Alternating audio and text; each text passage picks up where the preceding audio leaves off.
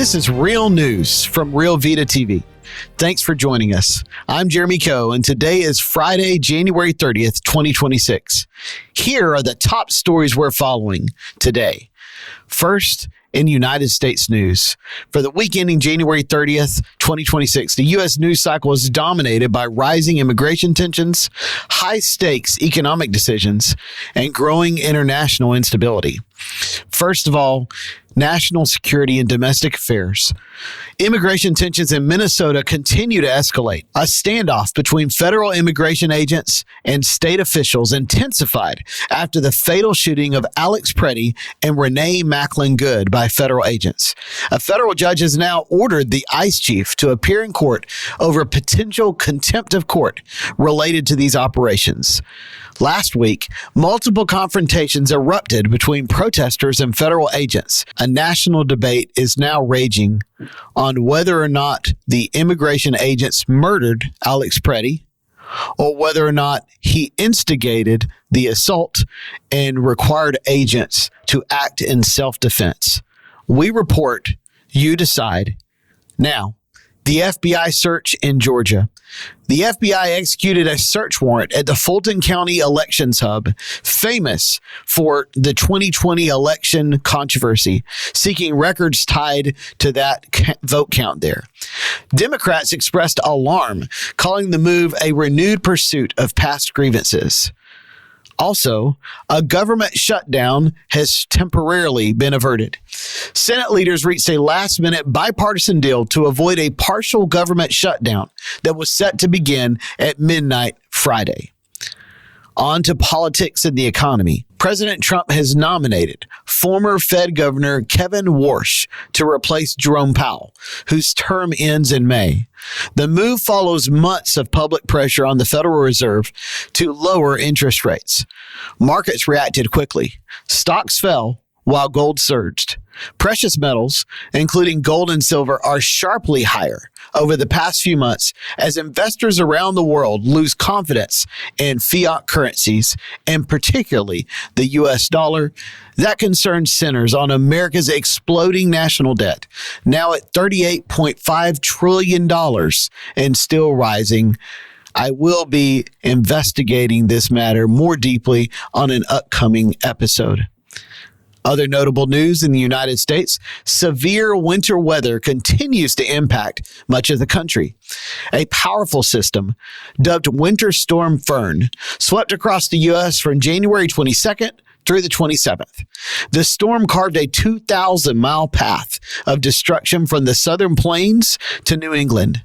Fatalities range from at least 30 to more than 100, depending on reports. Catastrophic ice accumulation hit Mississippi, Tennessee, and Louisiana, knocking out power to more than 1 million customers at its peak.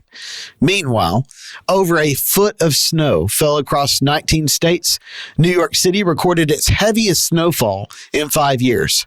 Parts of New Mexico saw up to 31 inches of snow, where Real Vida TV will be traveling in February of 2026 to do prison ministry. We'll see you soon. A Yellowstone update.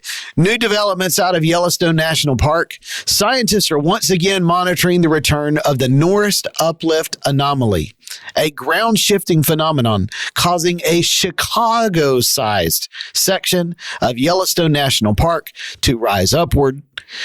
What's happening is a roughly 19-mile wide area along the caldera's north rim has risen about 1 inch since July of last year.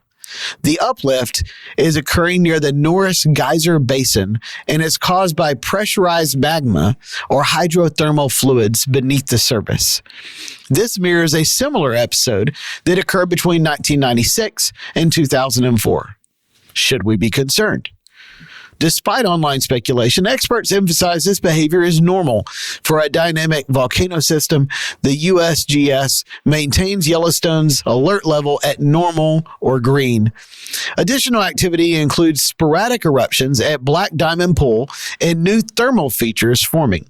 Steamboat Geyser, meanwhile, has entered a quieter phase.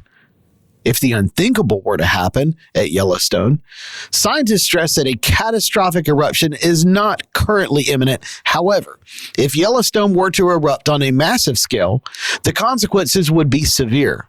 Within 100 miles, pyroclastic flows would cause total destruction and an estimated 90,000 immediate deaths. Ash would blanket 3/4 of the United States. Global temperatures could drop by up to 10 degrees Celsius, triggering a volcanic winter lasting years. Economic damage could exceed $3 trillion with a T dollars. Again, experts say this is not expected, but the system is being watched closely. Global headlines this week are dominated by shifting alliances, Middle East tensions, and mounting military risks. First, as to Russia and Ukraine, President Trump reportedly asked Vladimir Putin to pause strikes on Kiev during a severe cold spell. At the same time, the atomic scientist's doomsday clock has been moved closer to midnight than ever before. Citing nuclear and climate threats, I would point out this nuclear clock has not been closer even during the Berlin crisis, even during the collapse of the Soviet Union. The Iran crisis is also deepening. Tensions with Iran are rapidly escalating. The Trump administration has warned Iran to negotiate a new nuclear deal or face what it called major destruction. Iran has ruled out direct talks under threat.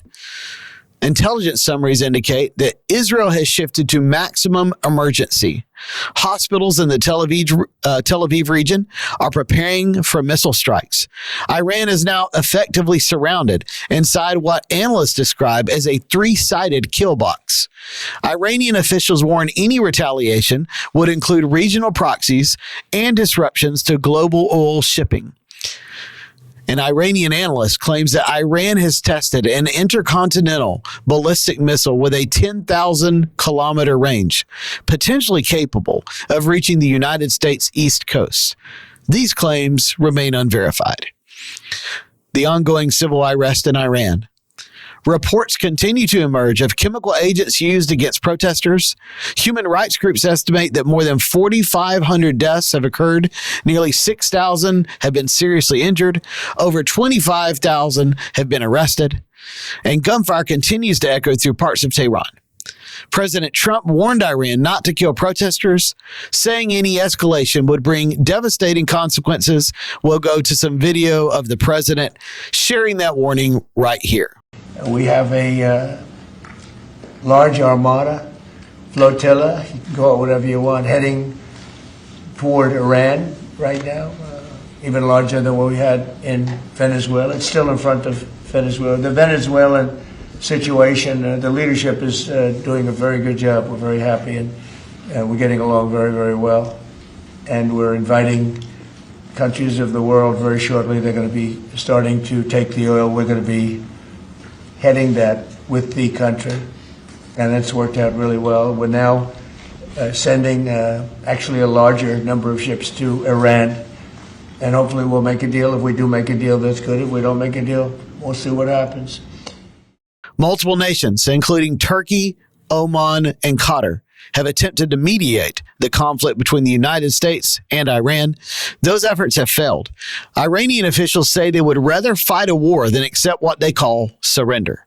U.S. sources say President Trump is considering options aimed at regime change. Iran has warned even a limited strike would trigger full war.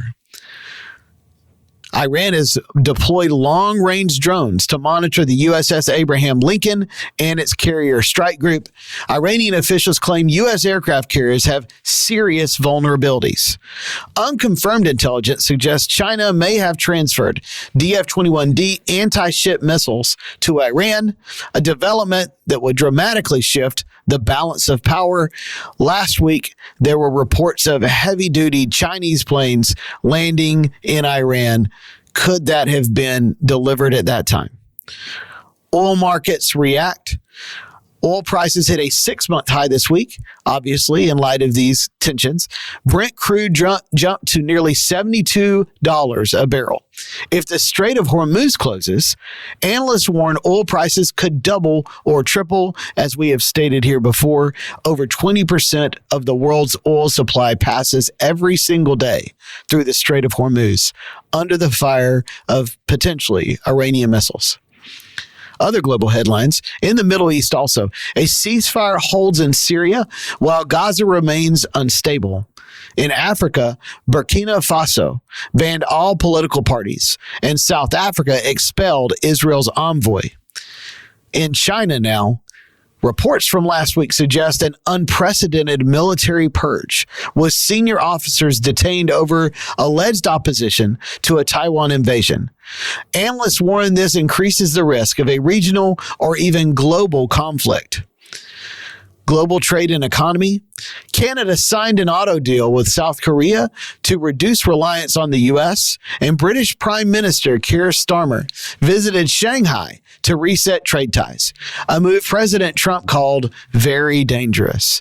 Panama has voided port contracts with a Hong Kong firm aligning with U.S. interests. So you see all over the world, the United States and its main now global adversary, China, working to develop new relationships as well as develop old ties. In Venezuela, they have opened their oil sector to foreign firms under U.S. pressure.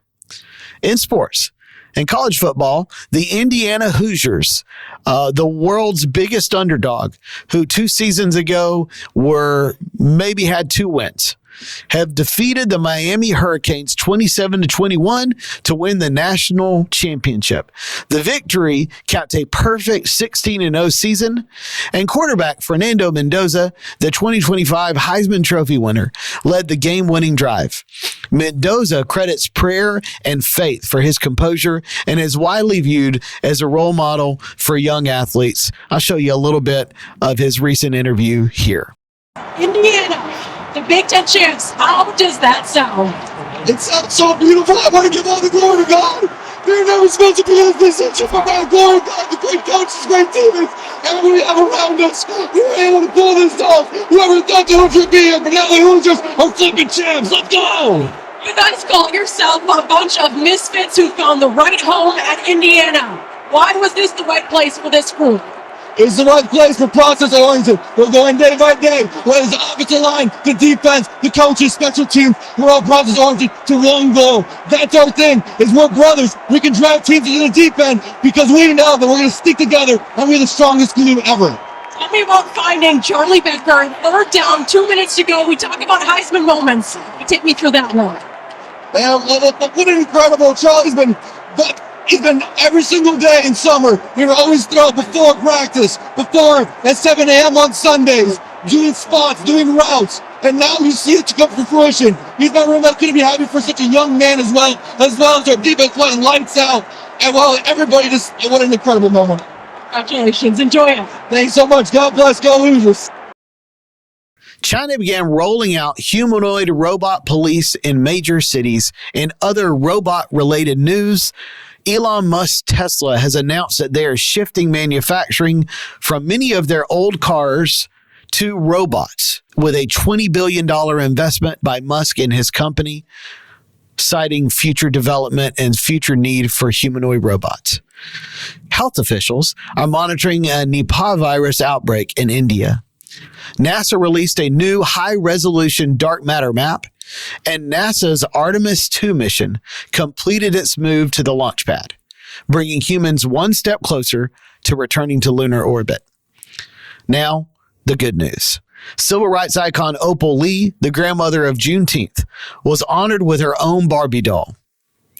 3 lions rescued from a Honduran circus have arrived safely at a U.S. sanctuary. There is a happy ending. And in a viral moment of kindness, a newborn calf rescued from a deep freeze last week recovered on a family's couch. I always want to share not just good news, but God news. A Christian YouTuber in Egypt, Augustino Saman, was sentenced to 5 years of hard labor for defending Christianity online. Christian persecution continues to rise worldwide. Please keep persecuted believers in your prayers. In other hopeful news, former atheist Michael Ray Lewis released a documentary titled Universe Designed, exploring the evidence for intelligent design. He says a spiritual awakening is growing among Gen Z and millennials. Please, we need it. That's all for this episode of Real News from Real Vida TV. Thanks for watching. And remember, in a world full of darkness, be the light.